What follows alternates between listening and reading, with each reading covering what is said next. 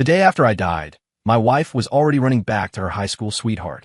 While I was missing, presumed alive, she'd scoff. What game is he trying to play now? When she got the call to identify the body, she assumed she'd be able to see the look on my face when my plot failed. But she didn't know I'd been dead for days. The clock struck midnight. I stared at the melting sky blue frosting on the cake on the table. The single candle stuck in it had burned down to nothing. My birthday quietly over. I slowly walked to the table, looked at the forgotten cake, picked it up, and took a bite. Happy birthday, I said to myself. Then, without a second thought, I threw the entire cake in the trash. Late that night, she came home. I looked toward the woman walking in through the door. You're back. Jessica Miller looked at me with a cold gaze, frowning in displeasure. Besides drinking, can you do anything useful? I swirled the whiskey in my glass and smiled. Drinking is useful. Then, I stumbled over to her. Whiskey's a good thing. Here, take a drink. I held the glass to her lips. She narrowed her eyes and slapped my hand away. You need to go to bed. The force was enough to spill most of the bourbon from the glass. The slap sobered me up a bit. I set down the glass and turned to look at her. Today's my birthday. Hearing this, Jessica's eyes flickered for a moment, but returned to normal just as quickly. Since it's my birthday, I guess I should get a gift. I sighed. If you won't give me one, I'll give you one. Saying that, I took a file from the drawer next to the couch and tossed it on the table. This is my gift to you. Her eyes scanned the file's cover.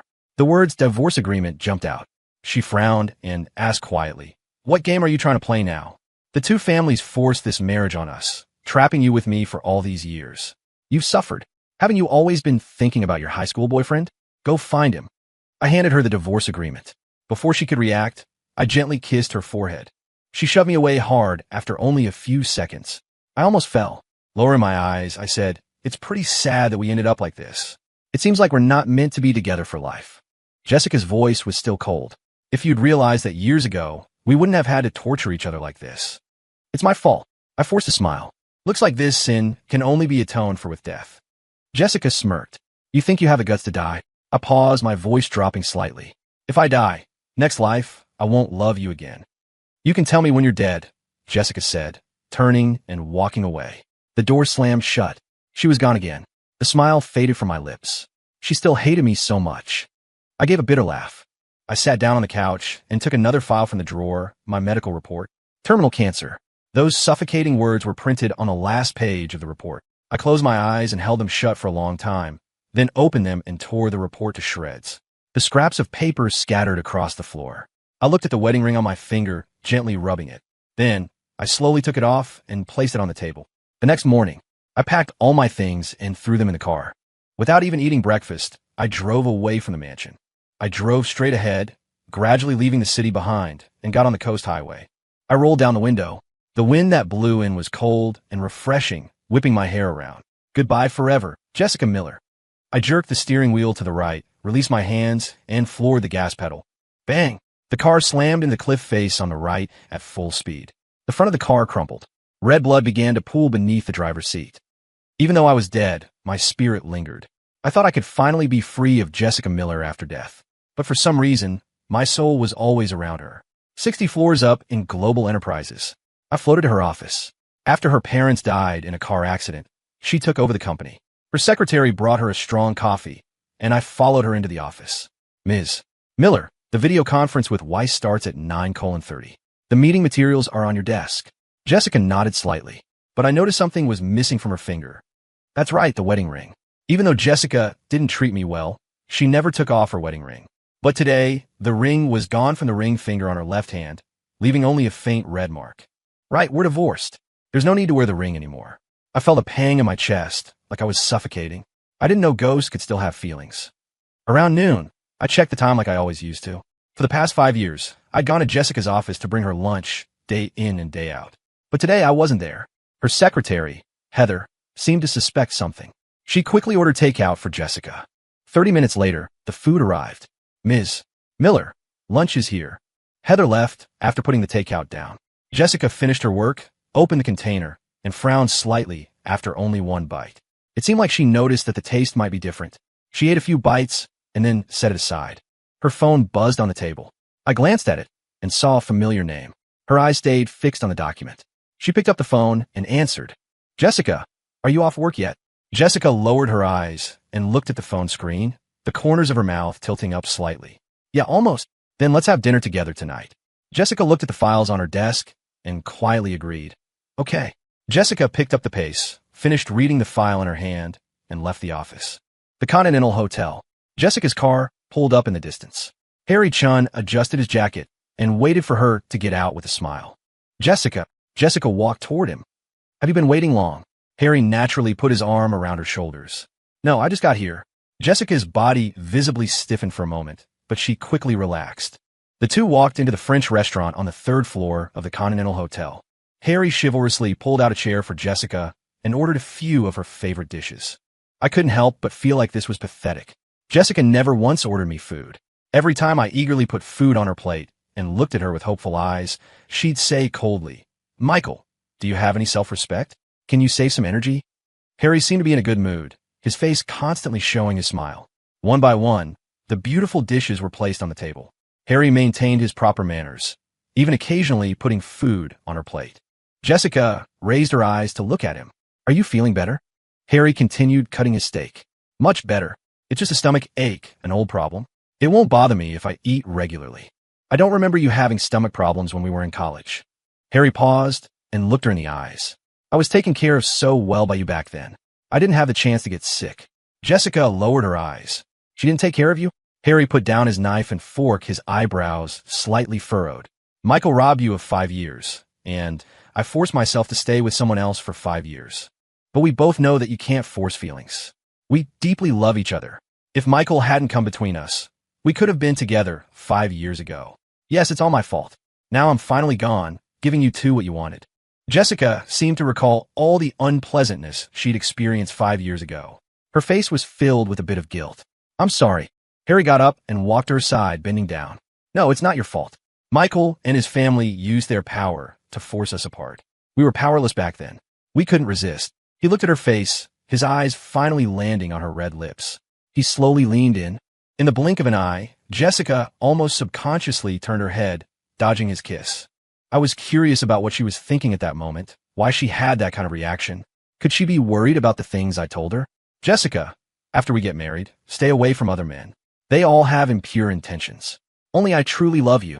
I shook my head, feeling like I was deceiving myself. Why would she care about what I said? Harry's face froze. He stood up straight. I apologize. I forgot that you're married. We're divorced. When she said these words, Jessica subconsciously touched the spot on her left ring finger. The ring that had been on it for 5 years was gone, but the imprint from wearing it for so long was still there. Harry looked shocked. Really? You're divorced?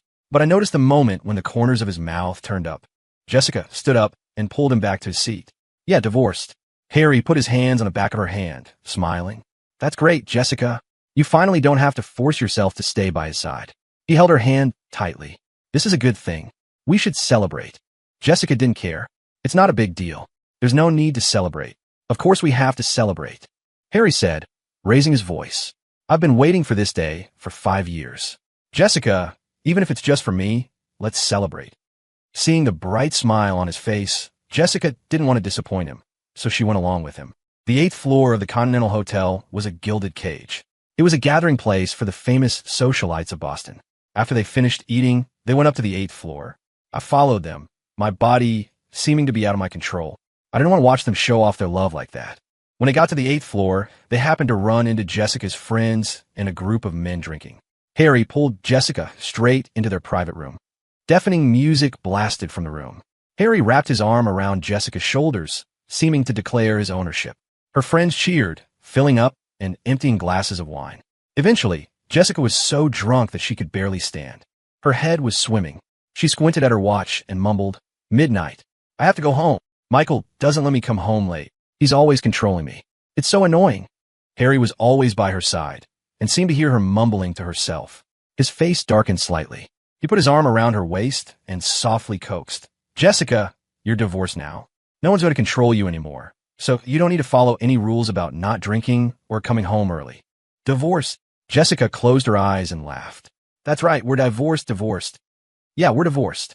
Seeing how happy she was, I felt like after loving her for so many years, I hadn't gotten even a tiny bit of love in return.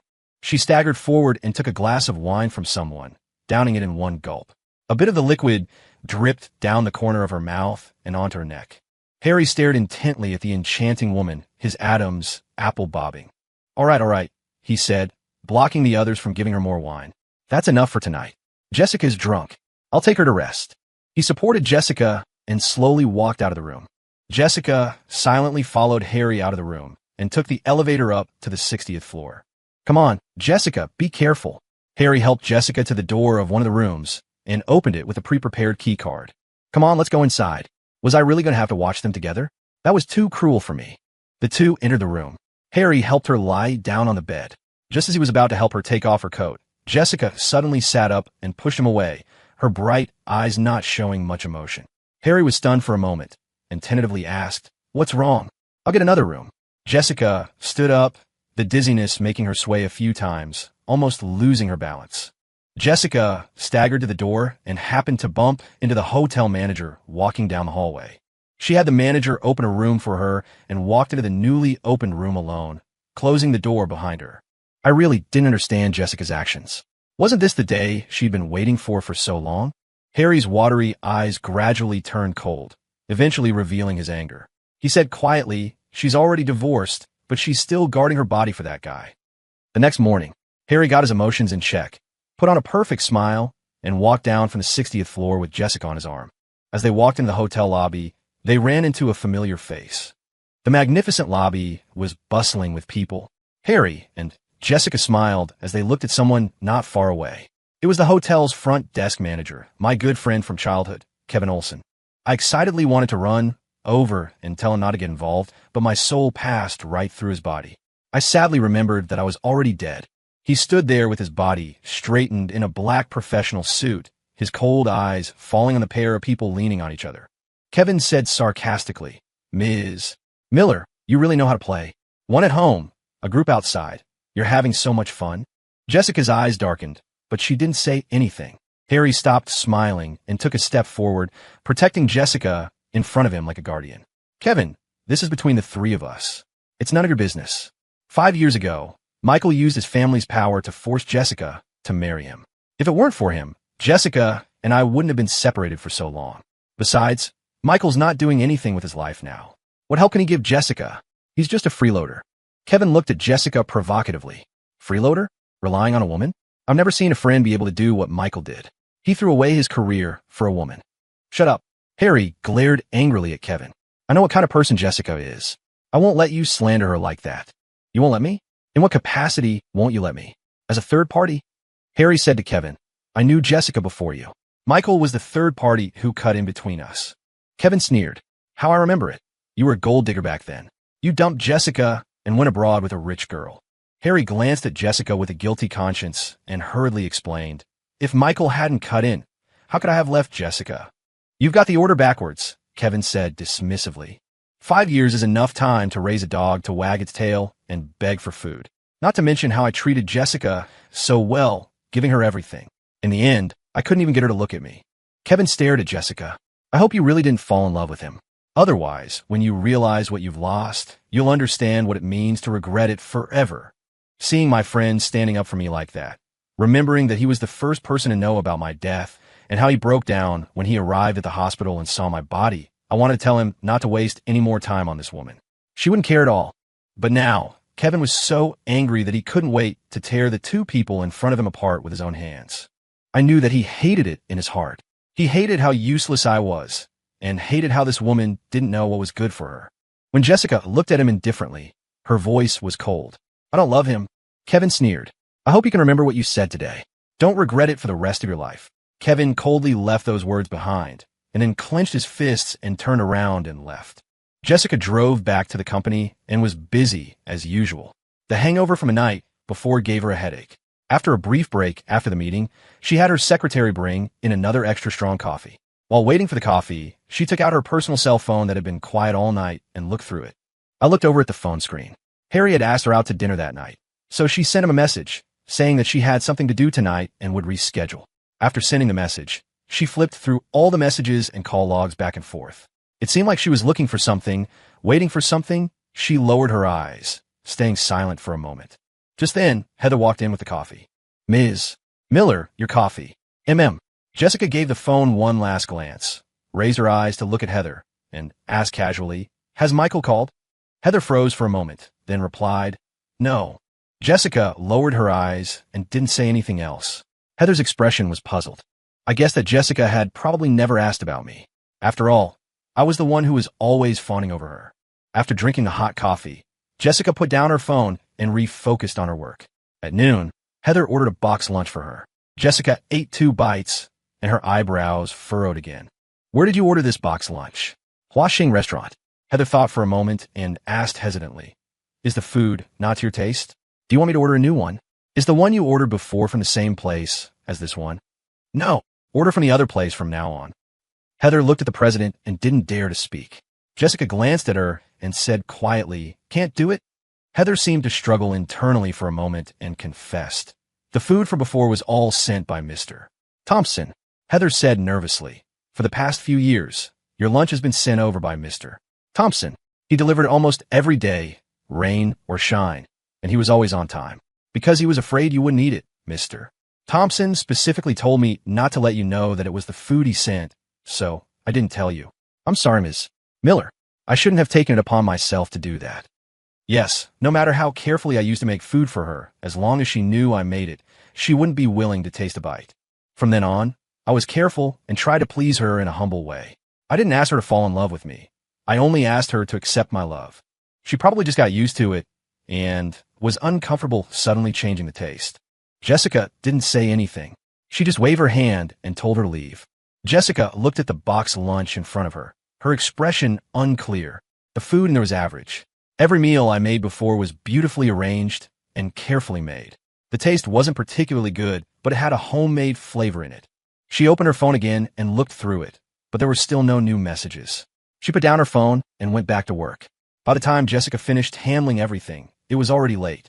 She looked at the time, then she drove back to the mansion. The house hadn't had an owner for 2 days.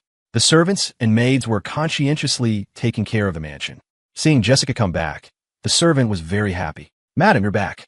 I'll go to the kitchen and have them prepare dinner for you." Jessica took off her coat and handed it to the maid. Then she asked the servant, "Is Mr. Thompson home?" The servant shook her head and said worriedly, "Mr.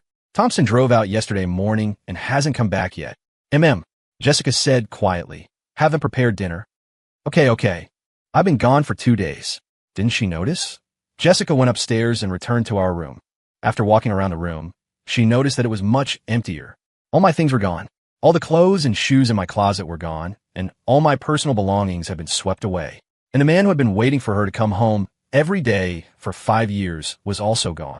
She realized that I had completely left this place, left her. Jessica looked at the empty bedroom, and suddenly an indescribable feeling filled her entire heart. She sat down on the couch. Her eyes landed on the wedding ring shimmering in the light. This ring was one of a pair with the one she used to wear. She picked up the ring, and a wave gently washed over her deep sea-like eyes. Jessica gripped the ring tightly in her hand, her face a bit lost. Maybe she thought I finally chose to leave. The next day, Jessica returned to the company on time. The morning meeting was still in progress. Harry arrived in a hurry. After the meeting ended, Jessica returned to her office and saw Harry, who had come without an appointment. She was a little surprised. "What are you doing here?" Harry put down the coffee in his hand and went up to her. "I didn't get a date with a busy person yesterday, so I had to come here in person to find you today." Jessica sat back in her chair and looked at the mountain of files on her desk. She said helplessly, "I might not be that fast." Harry said considerately, "It's okay, I'll wait for you to finish." Time passed bit by bit. Before she knew it, an hour had passed. Jessica had finished dealing with all the files on her desk and was just about to get up to take Harry to dinner when her phone rang. She looked at the screen and still hesitated to answer it. This was her personal cell phone number, and very few people knew about it. The voice on the other end of the phone was very cold. "Jessica Miller, this is Kevin Olson. Come to the police station." Jessica asked quietly, "What's wrong?" Between her and Kevin, there was no other interaction except me. Kevin's voice was as cold as ice. "Thompson's body is going to be cremated. We need your signature for the cremation process." The cremation process required the signature of the deceased family, and my parents had already passed away. Other than Jessica, there was no other family member. Although we had signed a divorce agreement, we hadn't gone through the final divorce procedure. Therefore, in the eyes of the law, Jessica was still my only family member. Jessica narrowed her eyes. What did you say? Body? Cremation? Kevin repeated coldly. I said that Thompson's body is going to be cremated. We need your signature. Jessica obviously didn't believe him. She said in a deep voice, Are these tricks fun? You'll know if it's a trick when you get here. After saying that, Kevin hung up the phone. The corners of Jessica's mouth slightly curled into a sarcastic smile. After hiding for 2 days, he's finally willing to show himself. Harry approached Jessica and asked softly, Jessica, who was that? Jessica came back to her senses and looked apologetically. I'm sorry, Harry, I have something to deal with. I can't have lunch with you. Harry's expression froze, but he quickly put on a smile. It's okay, work is important. We can have dinner together next time. Okay. She went to the parking lot to get her car and drove to the police station. When she arrived at the police station, she looked indifferent, obviously thinking that this was a trick play by me and Kevin to win her back. She was definitely going to see me with a smug look on my face. But it wasn't. When she arrived at the police station, she only saw Kevin standing among a few police officers, his expression sad. She frowned and walked over. Kevin glanced at her indifferently and said to the police officer next to him, She's Thompson's wife. She can sign. Kevin's voice was also hoarse. Jessica asked impatiently, What are you guys doing? One of the police officers comforted her. Please accept our condolences. Jessica's pupils shrank slightly, not quite understanding what he meant. I'll take you to see the body first, to confirm. She followed the police officer. I really want to know what kind of expression she would have when she saw my body, and if she would be a little sad. I followed them to a room. There was a bed in the room, and a person was lying on the bed, covered in a white sheet from head to toe. The body has been left for 2 days and 2 nights. The weather is hot now, and the injured parts have started to rot. The bruises are also coming out. It'll stink soon, so we recommend cremating it as soon as possible. The body, Jessica said, I don't quite understand what you're saying. The police officer explained softly, Your husband had a car accident 2 days ago and died on the spot. Jessica was a little at a loss after hearing this shocking news. She subconsciously clenched her hands at her side. How is this possible? She didn't believe that the person lying on the bed was me. She walked step by step to the bed, her fingertips trembling slightly as she touched the white cloth, just about to lift it. But she paused and slowly lifted the white cloth after a long time.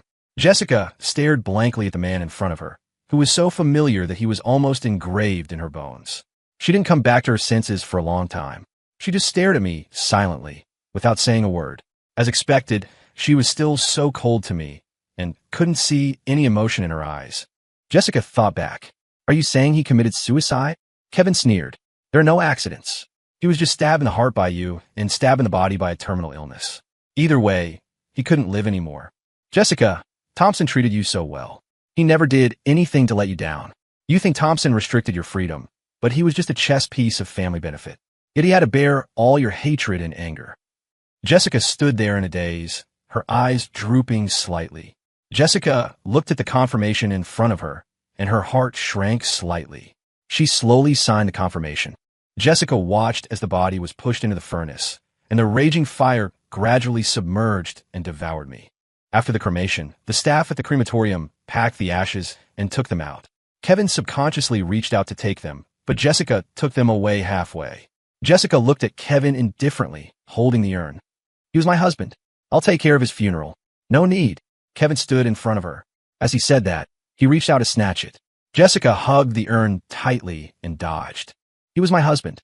I'll take care of his funeral, Jessica emphasized. Jessica returned to the mansion with the urn. She hugged the urn and went back to the room. Jessica, who hadn't slept all night, had her hair disheveled, and her face was a little tired. She was silent for a moment before hugging the urn, getting up, opening the door, and walking out. When she went down the stairs, Jessica missed 2 steps and fell down. She subconsciously held the urn tightly in her arms, afraid that it would collide. Jessica carefully placed the urn on the table in the middle of the hall and personally checked all the items needed for the funeral. Michael Thompson was to be buried early tomorrow morning. There were still many things to prepare before the burial. Kevin came over early in the morning. Not long after, Harry and a few classmates came together. Jessica's eyes had been fixed on the urn placed on the table, silent and quiet. Harry looked at the table and pursed his lips. He suddenly said, Maybe this is the best result.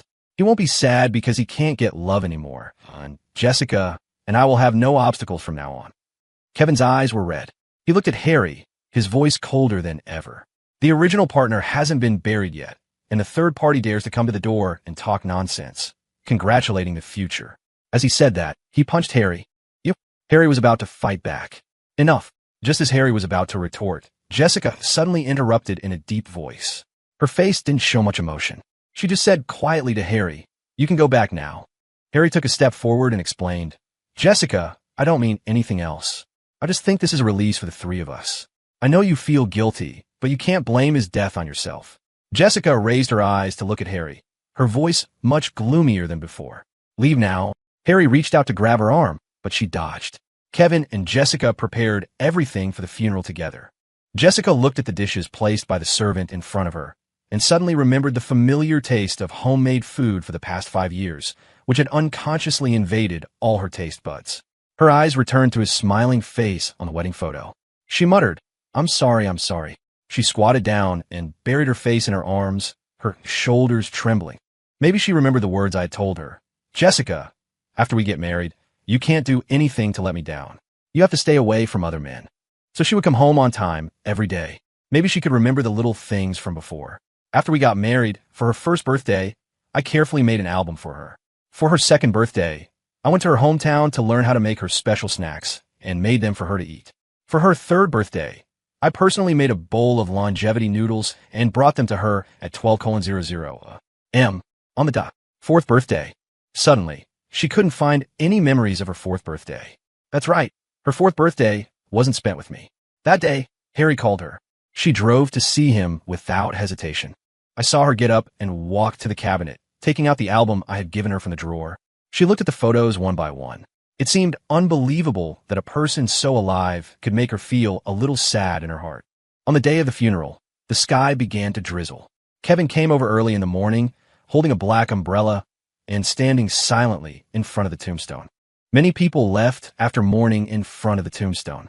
In the end, only Jessica and Kevin were left in front of the tomb. And Jessica's eyes were too deep, and it was difficult for others to see any other emotions in her eyes. When did he get cancer? Kevin stepped forward and bent down, wiping the rain off the photo with his sleeve. 1 week ago, a few of us had dinner together, and he suddenly had severe abdominal pain and passed out. I sent him to the hospital. The diagnosis report should have been taken the day before he committed suicide. He called me and said some strange things. Jessica, compared to the pain that terminal illness brought him, the thing that made him the most desperate was that you didn't love him. Jessica didn't know how she got back to the mansion. She ignored everything and walked straight upstairs, returning to the room. There was nothing of Michael's in the room anymore. Jessica lay on the bed. It was a little hard. Her hands started to reach around. Finally, she was about to find something I had hidden under my pillow. It was a USB drive. After plugging it into the computer, inside, I had recorded many things, videos, diaries, all related to her. Jessica's fingertips trembled slightly. She stared and looked at them one by one. When she flipped to the end, her eyes were inexplicably sore. The last one was written before my accident. I want to spend a birthday with Jessica. Birthday? It seemed like she didn't come back until after 12 o'clock that day. Her heart was aching. She carefully recalled everything that had happened that day. Kevin said that she got the diagnosis report on her birthday, and that night, she gave him a divorce agreement. He said, "If I die, next life I won't love you again." And she said, "You can tell me when you're dead." Jessica's heart seemed to be tightly gripped together, and all the strength in her body was suddenly drained. And my spirit became more transparent. The reason why I didn't want to leave all along was probably just to get an answer. Servant's side story. After the funeral, Madam changed. She went to work and got off work on time as usual, seemingly normal. Even her secretary, Heather, noticed her abnormality. She used to go to work on time, but she rarely got off work on time. But now, as long as it was time to get off work, she would drop everything and go home. And at noon, the president actually brought her own lunch. The lunchbox was exactly the same as the one Mr. Thompson used to bring to the company. For example, when she was working hard, she looked up casually and asked, "Has Mr. Thompson called today?" During the break when the secretary brought in coffee. Heather froze for a moment and replied, "No." Madam would lower her eyes and mutter to herself, "She's still angry." Heather looked in shock at the woman who had refocused on her work. She went to work and got off work at the company as usual every day. After coming back, she would have people send dinner to her room, and she had to prepare 2 servings for dinner. At night, she often went to the wine cabinet to get a bottle of good wine upstairs, and there were 2 glasses prepared as well. That night, Madame went upstairs with a bottle of red wine as usual, but suddenly stopped in front of the stairs. Madame looked at the side, and a smile appeared on the corner of her mouth. Go prepare some snacks for Mr. Thompson to have with his wine. Yes. The servant's attention was only on the snacks that were coming later. It took her a while to realize the problem. The servant was shocked. Prepare for Mr. Thompson. Ma, Madam. Madame's arms were still folded, and her eyes didn't move away from her side. She just replied softly, Madame turned back to look at the servant. The smile on her face hadn't faded. Mr. Thompson likes to eat snacks when he drinks. Go prepare some. The servant rubbed her eyes, and the shock on her face deepened.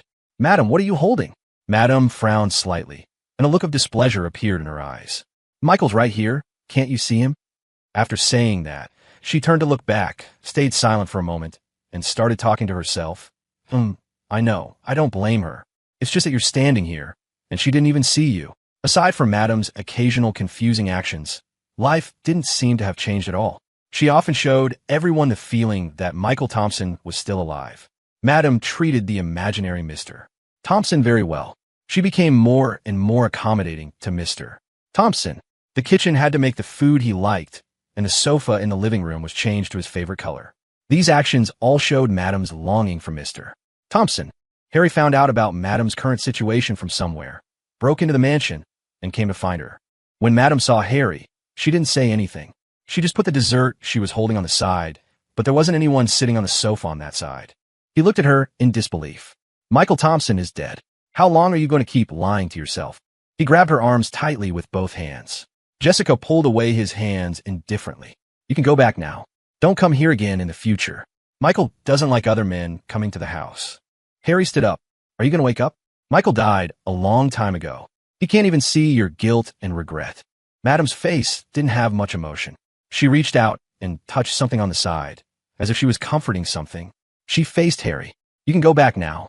Harry stared at her blankly. What do you mean? I love Michael. You can go. I don't want to see you again. Then what about me? What am I? Harry's eyes widened. You're really deceiving yourself. After Harry left, Madame looked back at the sofa. The gentle person had already disappeared. She searched everywhere, but she couldn't find even a trace of him. Madame muttered, Are you angry? Her stomach suddenly contracted, and she ran into the bathroom, feeling sick. A maid saw it. She turned around and took out her cell phone to make a call. Mr. Chin, you should come back. Madame is throwing up. The focused maid didn't notice the woman approaching from behind. Until the cold air invaded her body and mind, the maid realized. Madam. Madame's cold gaze stared at her, without saying anything. The maid was so scared that she was sweating. Madam, I didn't mean it. It was Mr. Chun. He asked me to report everything about you. Mr. Chun gave me money to report everything about you and Mr. Thompson at the mansion. On Mr.